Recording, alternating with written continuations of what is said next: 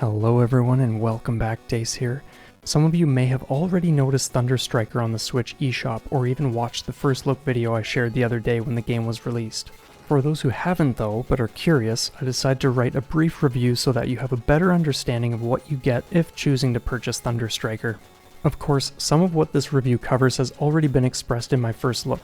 However, I played an absolute ton yesterday afternoon, evening, and a bit this morning and felt like sharing a more in-depth look at the mechanics and other details I wasn't aware of when initially checking it out with you all. With that out of the way, let's get into this.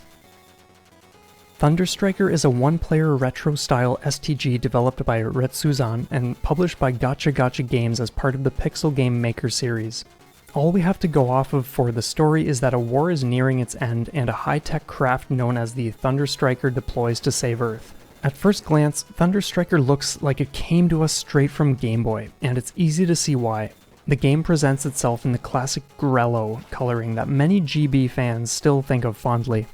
The appearance of the stages themselves may not wow you, but when comparing them to something like Solar Striker, which came out in 1990, it's immediately noticeable that there's a lot more detail involved here.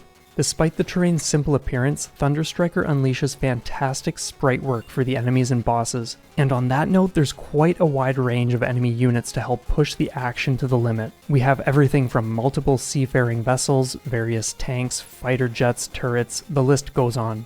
And the bosses are exquisitely crafted and get bigger and bigger as you progress.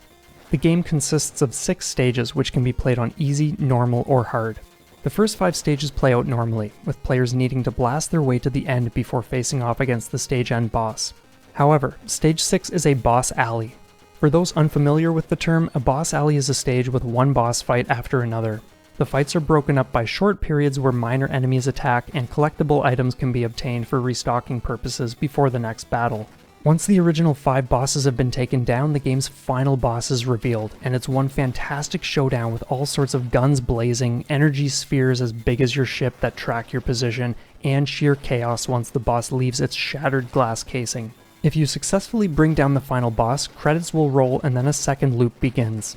This time around, enemies fire fast-moving suicide bullets, but because I haven't made it too far into the second loop, I haven't yet observed other differences that may or may not be present. Thunder Striker also includes a practice mode for the levels and a boss mode if you want to train against a specific boss. To unlock these though, players must at least reach the appropriate point in a regular run.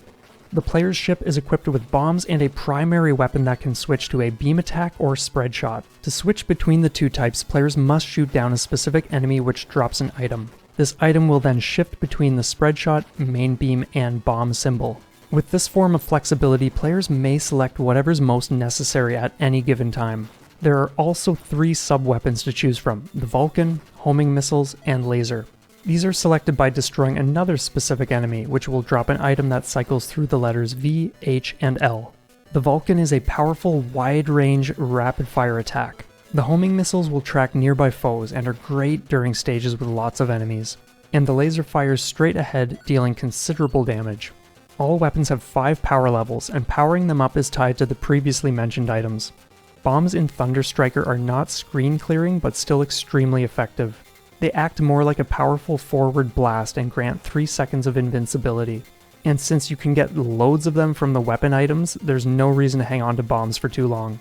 Extra lives can be found hidden in specific areas, and during the credits, players are encouraged to clear all difficulty modes with the mention that special levels are waiting for them.